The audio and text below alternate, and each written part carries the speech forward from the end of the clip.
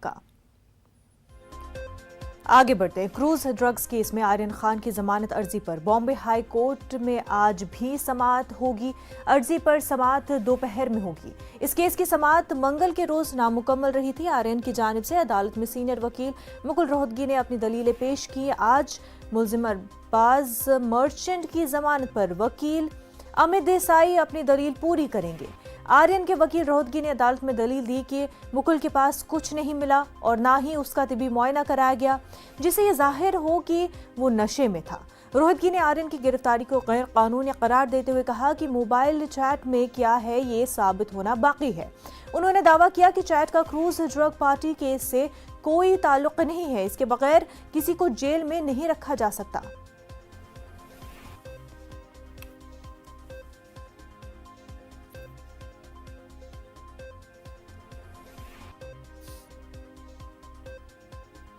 کامیابی کی کوئی کہانی ایک دن میں مکمل نہیں ہوتی، لیکن